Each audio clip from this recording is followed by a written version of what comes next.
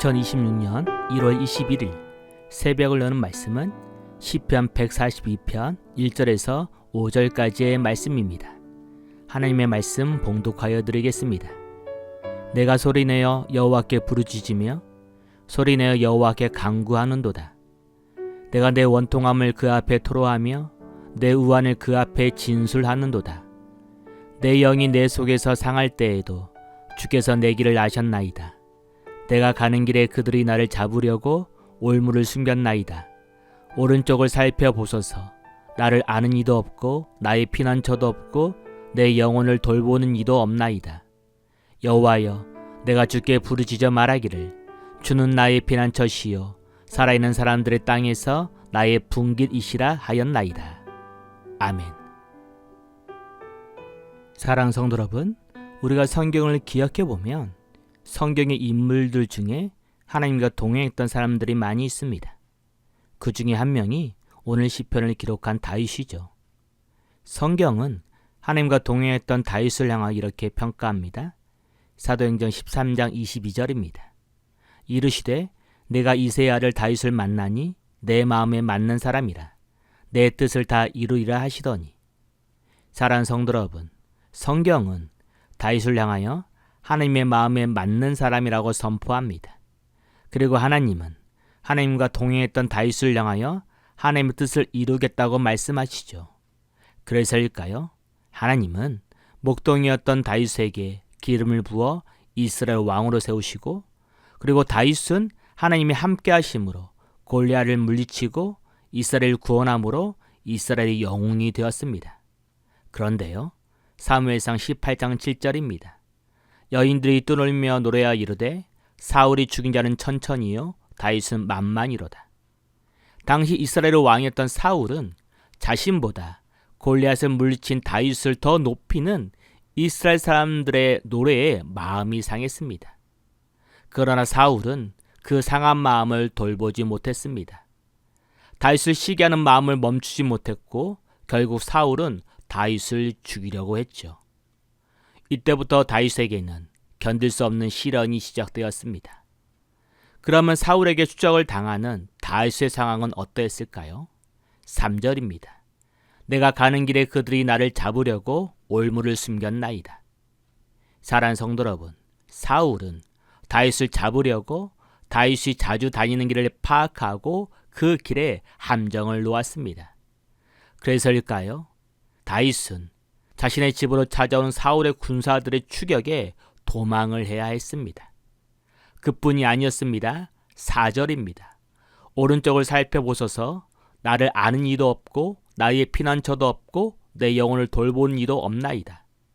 사랑하는 성도 여러분, 사울에게 쫓기는 다윗을 도와주는 사람은 주변에 아무도 없었습니다. 심지어 다윗을 도와주었다는 이유로 사울은 제사장들을 죽여버렸죠. 그리고 다윗이 사울이 찾을 수 없도록 광야로 숨었을 때에도 다윗을 발견한 사람들은 사울에게 다윗이 있는 장소를 알려주었습니다. 그래서일까요? 다윗은 그 누구에게도 도움을 청할 수도 없었고 피할 곳도 없었고 이스라엘에서 사울을 피해 숨을 수 있는 곳이 단 한 군데도 없었습니다. 그래서일까요? 1절입니다. 내가 소리내어 여호와께 부르짖으며 소리내어 여호와께 간구하는도다. 내가 원통함을 그 앞에 토로하며 내 우환을 그 앞에 진술하는도다. 여기서 소리를 낸다는 말은 울면서 하나님께 큰 소리로 기도한다는 것입니다. 그리고 원통함과 우환을 하나님께 진술했다는 말은 사울에게 쫓기는 자신의 상황에 대한 억울함과 이에 따른 견딜 수 없는 정신적인 고통을 하나님께 숨김없이 이야기했다는 것이죠. 그러면 다윗은 어떻게 하나님께 기도했을까요? 5절입니다. 여호와여, 내가 주께 부르짖어 말하기를 주는 나의 피난처시요 살아있는 사람들의 땅에서 나의 분깃이시라. 사랑하는 성도 여러분, 의지할 곳이 세상에 아무도 없었던 다윗은 하나님을 향하여 자신의 몸을 의탁하고 피할 수 있는 유일한 피난처라고 고백합니다. 그리고 다윗은 자신을 향하여 하나님이 책임지시고 돌보셔야 할 분깃이라고 고백하죠. 그래서일까요? 6절입니다. 나의 부르짖음을 들으소서. 나는 심히 비천하니이다. 나를 핍박하는 자들에게서 나를 건지소서. 그들은 나보다 강하니이다. 내 영혼을 옥에서 이끌어내사 주의 이름을 감사하게 하소서. 사랑하는 성도 여러분, 다윗은 하나님께서 자신의 유일한 피난처이고 자신은 하나님의 소유이기 때문에 다윗을 핍박하는 사람들로부터 구원해달라고 말합니다.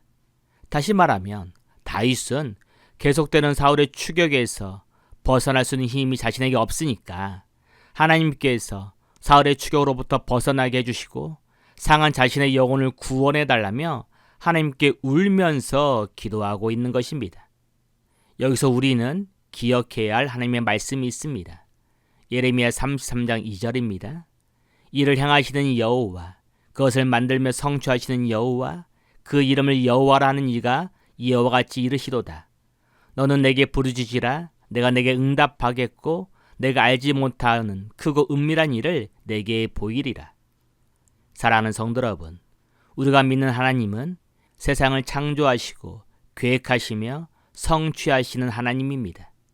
다시 말하면 우리가 믿는 하나님은 우리의 기도에 응답할 능력이 있는 분이시죠. 그래서일까요? 하나님은 우리에게 부르짖어 간절히 기도하라고 말씀합니다. 그러면 하나님께서 우리의 기도에 응답하시고 우리를 구원해 주겠다고 약속하십니다. 그리고 더 나아가 우리가 알지 못하는 하나님의 크고 은밀한 일들을 우리에게 보여주시겠다고 말씀하시죠. 그래서일까요? 3절입니다. 내 영이 내 속에서 상할 때에도 주께서 내 길을 아셨나이다. 사랑하는 성도 여러분, 하나님은 고통으로 인하여 영혼조차 상해버린 다윗이 하나님께 기도했을 때 다윗에게 하나님의 길을 보여주셨습니다. 다시 말하면 하나님은 다윗과 함께 할 것이고 사울의 추격에서 반드시 벗어나게 될 것이며 다윗으로 하여금 이스라엘 왕이 되어서 하나님의 나라를 세울 것이라는 다윗을 향한 하나님의 길을 보여주신 것이죠. 그래서일까요? 다윗은 끝없이 반복적으로 사울에게 쫓기는 상황에 자신을 포기하지 않았습니다. 다윗은 자신의 상한 마음과 상한 영혼을 내버려 두지 않았습니다. 다윗은 기도를 통하여 자신에게 보여주신 하나님의 길을 확신하며 다시 일어났습니다. 그리고 하나님의 보여주신 그 길을 묵묵히 걸어갔고 결국 다윗을 향한 하나님의 계획대로 다윗은 하나님과 동행하며 하나님의 맞는 사람이 되어서 온 이스라엘의 왕이 될 수 있었습니다. 사랑하는 성도 여러분, 우리가 꼭 기억해야 할 것은 하나님을 믿는 우리의 삶에는 반드시 어려움이 찾아온다는 것입니다. 그 어려움은 재정적인 어려움일 수도 있고 관계적인 어려움일 수도 있습니다. 혹여 가정의 문제일 수도 있고 자녀들의 문제일 수도 있죠. 어쩌면 그런 어려움들 때문에 다윗과 같이 그 누구도 의지할 수 없을 정도로 견딜 수 없는 억울함과 슬픔을 경험할 수도 있습니다. 그러나 꼭 기억했으면 합니다. 하나님은 다윗처럼 우리를 포기하지 않으십니다. 하나님은 다윗처럼 우리가 하나님께 우리의 마음을 쏟아내기를 원하시죠. 그럴 때 하나님은 우리에게 고통을 견디어낼 수 있는 힘을 주십니다. 그럴 때 하나님은 우리를 향한 하나님의 길을 보여주십니다. 그리고 우리로 하여금 하나님의 보여주신 그 길을 끝까지 걸어갈 수 있도록 다윗처럼 우리와 동행해 주실 것입니다. 기도합니다.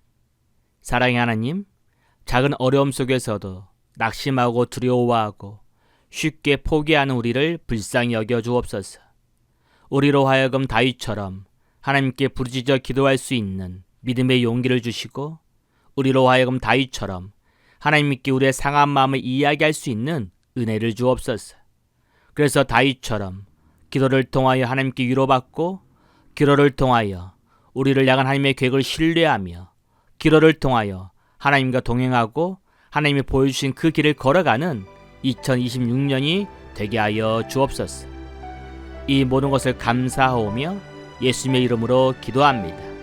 아멘. 오늘 말씀을 생각하고 하루를 결단하며 깊은 기도의 자리로 나가겠습니다.